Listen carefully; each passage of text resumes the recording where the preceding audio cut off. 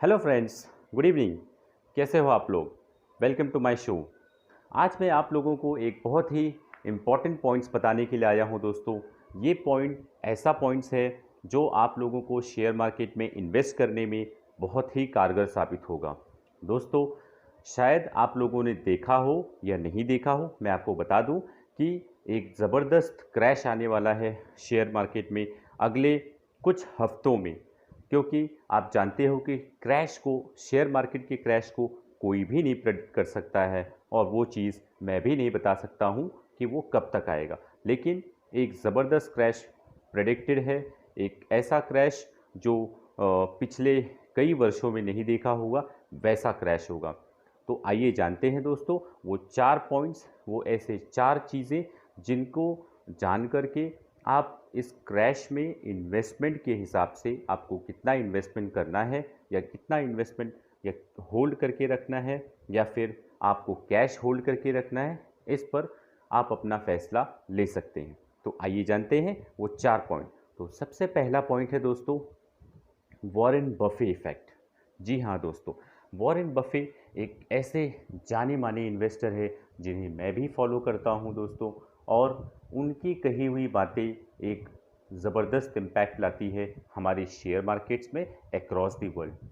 तो दोस्तों, जैसे कि आप लोगों ने देखा होगा कि वॉरेन बफे ने इस बार की जब एजीएम मीटिंग हुई थी तो उसमें उन्होंने अपना कोई भी ओपिनियन नहीं दिया हुआ था।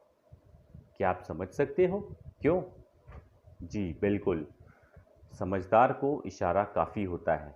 वो एक कहावत है ना कि actions speak louder than what you से। तो वॉरेन बफे ने बिल्कुल किसी भी तरह का कोई ओपिनियन नहीं दिया। तो दोस्तों, इसमें 3 तरीके हैं जो वॉरेन बफे ने बताया।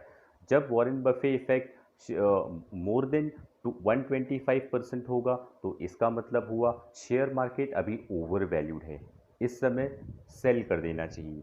वॉरेन बफे इफेक्ट जब 100% से कम हो तो उस समय लिटिल बिट ओवर वैल्यूड होता है, इस समय भी आपको शेयर्स को बेच ही देना होता है।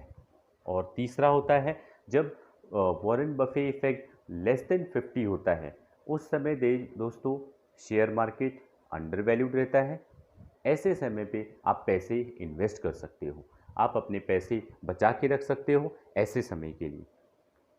दूसरा, ये एक ऐसा इफ़ेक्ट है दोस्तों जिसने पिछले कई सालों के मार्केट में जो भी गिराव आए हैं, जो भी क्रैशेस आए हैं, जैसे कि 2000, 2008 और 2000, 1974, 1974, ये तीनों क्रैश को बखूबी इसने बिल्कुल सही सही प्रेडिक्ट किया था। तो वो एक बहुत ही बड़ा फैक्टर है दोस्तों। दूसरा फैक्टर दोस्तों, अनएम्प्लॉयमेंट रेट। तो आप लोगों ने देखा होगा कि कोविड के सिचुएशन के बाद अनएम्प्लॉयमेंट रेट ज़बरदस्त तरीके से बढ़ी है।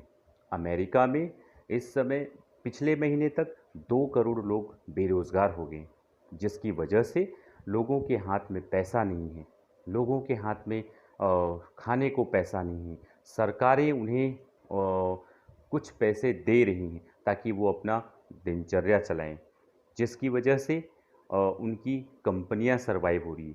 लेकिन दोस्तों, कंपनियां उनकी सरवाइव नहीं हो रही हैं, ये तो बस एक तरह का पेन किलर दिया, ये कोई परमानेंट सॉल्यूशन नहीं है। तो जैसे जैसे अनएम्प्लॉयमेंट रेट बढ़ेगा वैसे वैसे शेयर मार्केट गिरेगा। जैसे जैसे एम्प्लॉयड लोग बढ़ेंगे, आप लोग जानते ही होंगे कि जब ज़्यादा लोगों के पास रोज़गार होगा तो लोग ज़्यादा पैसे लगाएंगे, लोगों के हाथ में ज़्यादा पैसे होगा, वो ज़्यादा इन्वेस्टमेंट करेंगे और कुछ एंटरटेनमेंट खर्च भी करेंगे। तो ये ज़रूरी होता है। तो देश में, हमारे देश में इस समय एम्प्लॉयमेंट की दर कितनी है, इस बात का सही सही अनुमान अभी तक किसी ने नहीं लगा पाया है, क्योंकि हमारे देश की सरकार ने वो डेटा अभी तक नहीं दिया है जिससे ये पता चल सके कि देश में, इंडिया में इस समय अनएम्प्लॉयमेंट का रेट कितना है। लेकिन जो बड़े बड़े इन्वेस्टर्स मानते हैं कि अभी तक तो 1 करोड़ तक बेरोज़गार लोग हमारे देश में हो चुके हैं। तो ये दूसरा फैक्टर है दोस्तों जो आपको एक ज़बरदस्त क्रैश की तरफ इशारा कर रहा है। तो आप लोग संभल जाइए और अपने पैसे को उस तरह से बहुत ही मेटिकुलसली लगाइए जिन भी शेयरों में आप लगाना चाहें। तीसरा फैक्टर है दोस्तों एक्सपर्ट्स ओपिनियन। तो इन एक्सपर्ट्स ओपिनियन में दोस्तों मार्केट एक्सपर्ट्स भी होते हैं, इकोनॉमिक एक्सपर्ट्स भी होते हैं। तो इनका क्या एक्सपर्ट ओपिनियन है? तो जैसे मैंने आपको कहा दोस्तों कि वॉरेन बफे, इनका ओपिनियन बिल्कुल क्लियर था। इन्होंने अब इस बार की एजीएम में बिल्कुल भी कुछ नहीं कहा और उन्होंने किसी भी तरह का इन्वेस्टमेंट फीडबैक या इन्वेस्टमेंट के तरीके या जो सबसे शेयर्स में जिसमें इन्वेस्ट करना चाहिए उसके बारे में उन्होंने कुछ भी नहीं बताया। तो वॉरेन बफे तो आप सभी लोग जानते हैं कि वो हमारे भी गुरु हैं, वो हम सबके गुरु हैं और वो जो कहते हैं उसकी बातें सभी लोग मानते हैं। और दूसरा दोस्तों राइडल, जो कि एक बहुत ही बड़े इन्वेस्टमेंट है और बहुत ही बड़ी मार्केट मैनेज करते हैं, जैसे म्यूचुअल फंड्स हो गए। तो म्यूचुअल फंड मैनेजर हैं, इन्होंने भी यही सलाह दी है कि इस समय मार्केट में बिल्कुल पैसे ना लगाएं। मैं आप लोगों को कहूँगा कि आप लोग अपने पैसे को, अपने कैश को संभाल के रखिए, आपको ये आगे चलकर काम देगा। इस समय पैसे बिल्कुल भी ना लगाएं। तीसरा, चौथा और जो सबसे बड़ा कारण है दोस्तों, जिसको आपने देखा होगा कि कोई भी आपको ये फैक्टर नहीं बताएगा। जी हाँ दोस्तों, ये फैक्टर आपको कोई भी नहीं बताएगा, जो कि है डेट टू जीडीपी रेशियो। तो जैसे कि आप लोग देख ही रहे हैं दोस्तों, कोविड की सिचुएशन की वजह से दुनिया की सरकारों ने लोगों को फ्री में पैसे बांटे हैं, सरकारों ने उधारी ली है। तो जब हम उधार लेते हैं दोस्तों, तो हम कर्ज तले दबते हैं और हम उस कर्ज को चुकाने में अगर हम असमर्थ हो गए तो वो उसी इंसान पर आएगा। तो आपने देखा होगा कि अमेरिका में वहाँ के लोगों को वहाँ की गवर्नमेंट ने अनएम्प्लॉयमेंट बेनिफिट्स दिया था ताकि उनकी रोज़ी रोटी चल सके, जिसकी वजह से उनकी जो कंपनीज़ है वो सरवाइव कर सकी। जी हाँ बिल्कुल दोस्तों, आप लोगों ने देखा होगा कि जब सेल्स कम होता है तो कंपनीज़ कम मैन्युफैक्चर करती हैं।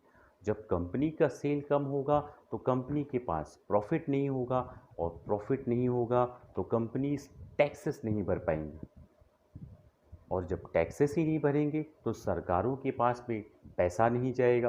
तो सरकारें कैसे इन्वेस्ट करेंगी, कैसे इंफ्रास्ट्रक्चर में इन्वेस्ट करेंगे, चाहे वो रोड्स हो या सिटीज़ हो या जो भी नए प्रोजेक्ट्स हों, उनमें सरकार पैसा नहीं लगा पाएगी। तो ये पूरी की पूरी साइकिल एकदम रुक जाने की अवस्था में हो गई है।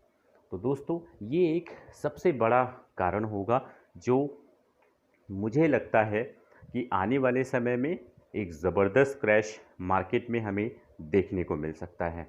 और दूसरी बात सरकारें इतना ज़्यादा पैसा उधार ले चुकी हैं इस समय विभिन्न सरकारों से और विभिन्न बैंकों से, जैसे international mutual funds, international banking fund या इंटरनेशनल बैंक से जो उन्होंने फंड्स लिए हैं, उन पैसों को उन्हें चुकाना भी है।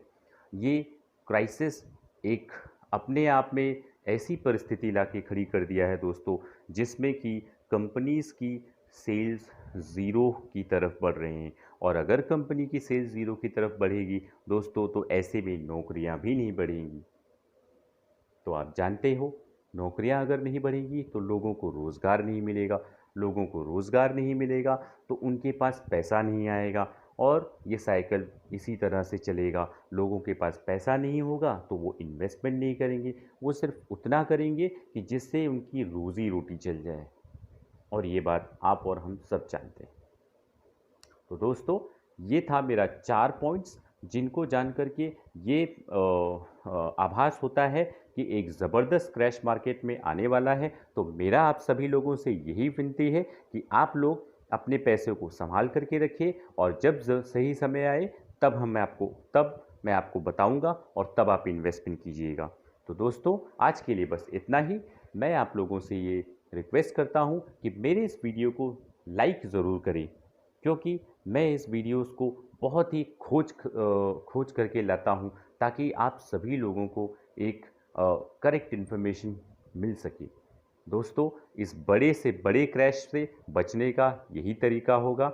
और मेरे वीडियो को लाइक ज़रूर कीजिए, और अगर आपके कोई कमेंट हो तो उसे कमेंट भी कीजिए, और साथ ही साथ वो छोटी सी घंटी है उसे भी बजा दीजिए, ताकि अगली बार जब मैं वीडियो अपलोड करूं तो आप सभी लोगों को उसका अपडेट्स मिल जाए।